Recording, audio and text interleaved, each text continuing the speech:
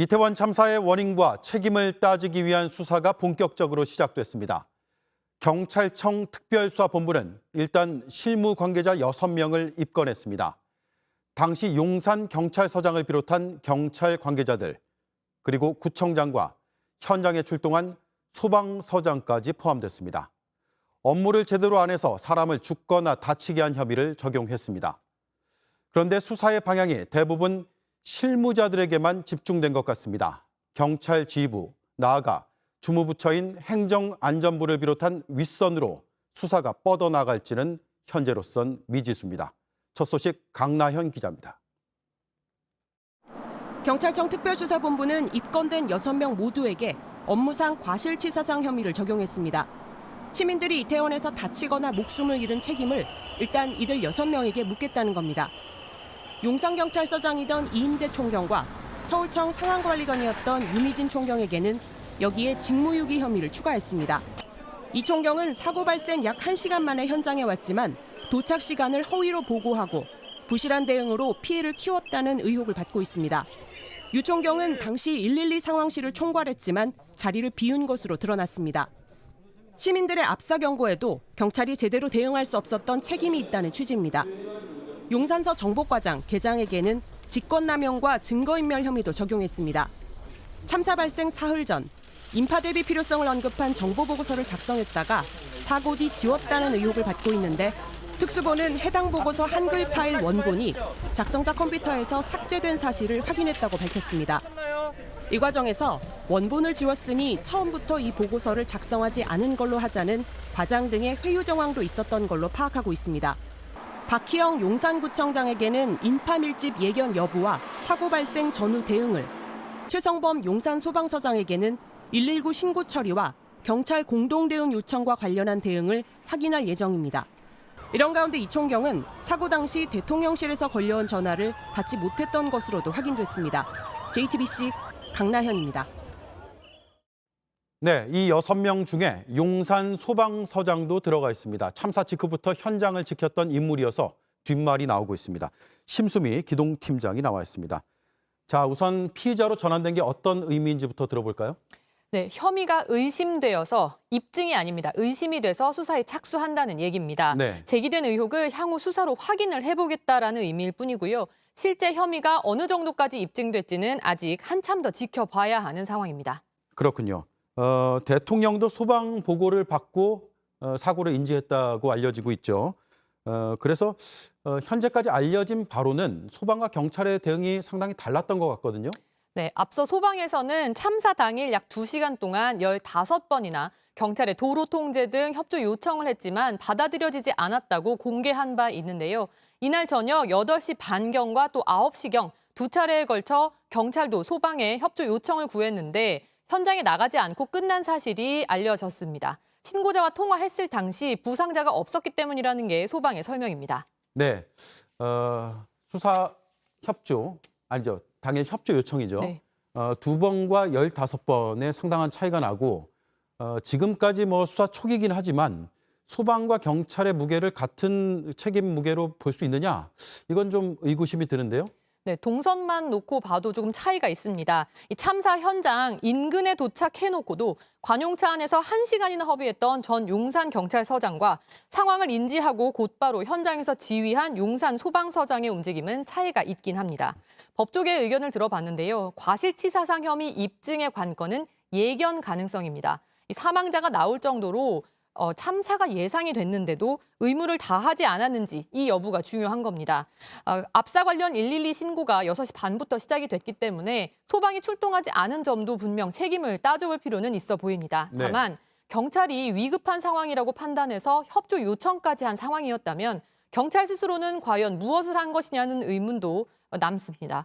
경찰이 추가 인력을 배치하거나 도로를 통제했는지 또 구청 등 관계기관에 어디까지 협조 요청을 했는지 명확하게 조사가 이루어져야 할 걸로 보입니다. 네, 경찰 스스로 무엇을 하였는가를 따져보려면 결국 경찰의 윗선도 제대로 수사를 해야 될 것 같은데 어떻습니까? 네, 아까 말씀드린 이 예견 가능성이 어디까지였느냐가 중요해 보입니다.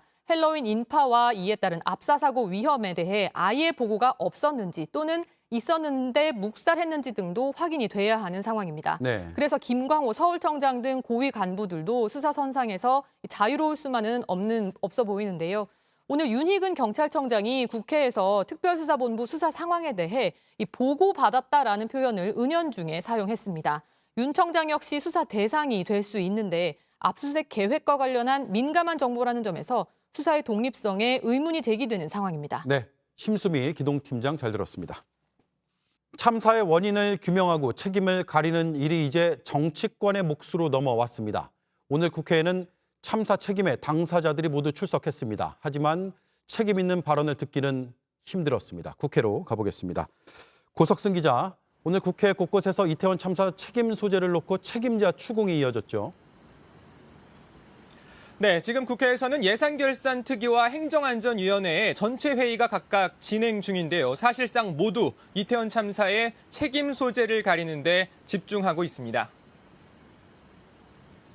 네, 참사 당시의 주요 책임자들이 책임을 회피하는 듯한 발언으로 논란을 일으키기도 했습니다. 하지만 오늘 관련된 해명이 없었습니까? 네, 가장 논란이 된 게 이상민 장관이었죠. 이 장관은 참사 다음 날인 지난달 30일 경찰이나 소방을 미리 배치해 해결될 문제는 아니었다라고 말해서 논란이 됐는데요. 오늘 사과를 하면서 당시 발언은 개인적인 판단이었다라고 말해 또 논란이 됐습니다. 잠깐 들어보시죠. 경찰이나 소방 인력이 미리 배치되어서도 해결이 안 됐을 것으로 파악하고 있다는 파악은 누가 한 겁니까? 그건 저 개인적인 판단입니다. 근데 어쨌든 그 부분에 뭐라고요? 대해서는 저 개인적인 판단이었는데요. 그 부분에 대해서는 제가 충분히 충분하진 않지만 여러 차례 유감과 사과의 말씀을 국민들께 드렸습니다. 네, 외신 기자회견에서 참사에 대한 정부 책임을 묻는 질문에 농담을 해 비판을 받은 한덕수 총리도 오늘 해명했는데요. 이 내용은 이지혜 기자가 정리했습니다. 외신 기자회견에서 부적절한 농담을 하며 웃음까지 보였던 한덕수 총리. 이렇게 잘 안 들리는 것에 책임져야 할 사람의 첫 번째와 마지막 책임은 뭔가요? 오늘 국회 예결위원회에 나와 해당 농담은 미안해서 나온 발언이란 취지로 해명했습니다. 그러니까요. 그러면 미안한 감정을 조금 완화시키기 위해서 말씀드린 거지. 제가 무슨 지금 의원님께서 말씀하시는 것처럼 그러면서 다시 사과의 뜻을 밝혔습니다. 다시 한번 국민께 사과를 해주실 수 있겠습니까? 국민의 생명과 안전에 대해서는 정부가 무한 책임을 진다 하는 것을. 하지만 야당에선 책임지고 사퇴하란 요구가 쏟아졌습니다.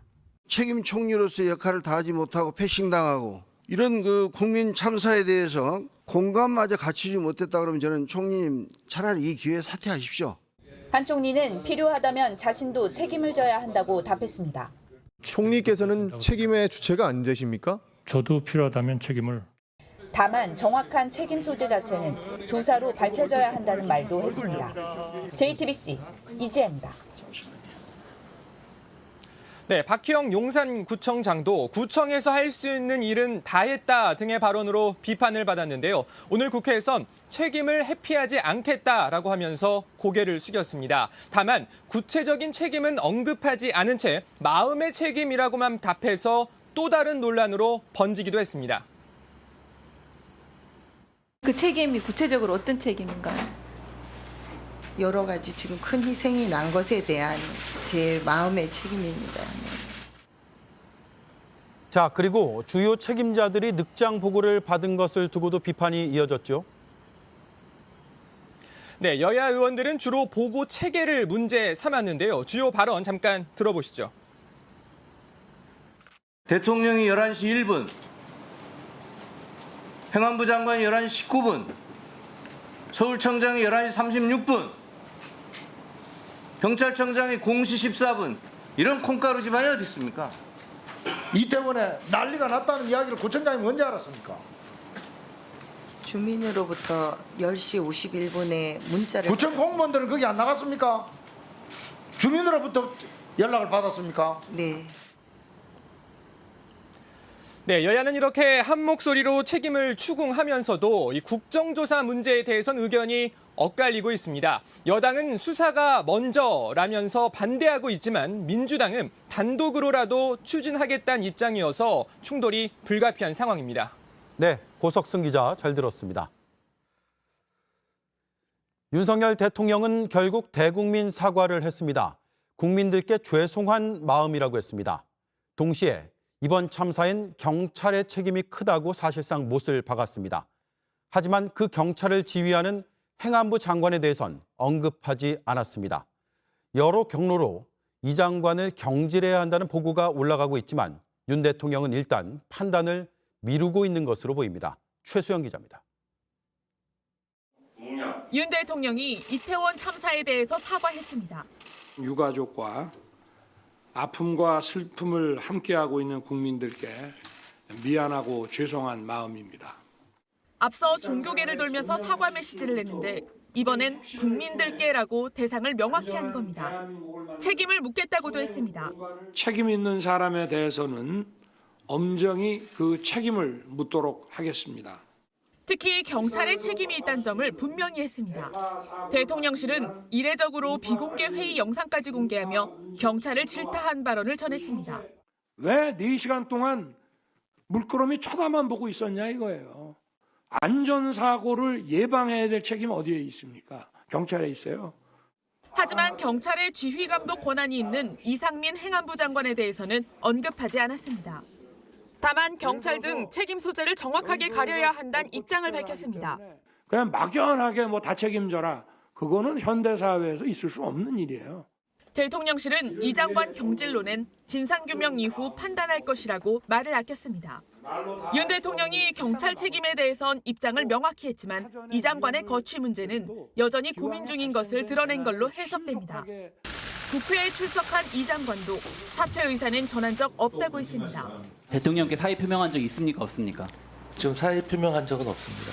네, 그럼 대통령실과 그거와 관련해서 의논한 바 있습니까? 의논하지 않았습니다. 대통령실 관계자는 이 장관에 대한 자진 사퇴 불가론 등이 보고되고 있지만 윤 대통령이 결정한 사항은 아직 없다고 했습니다. JTBC 최수연입니다.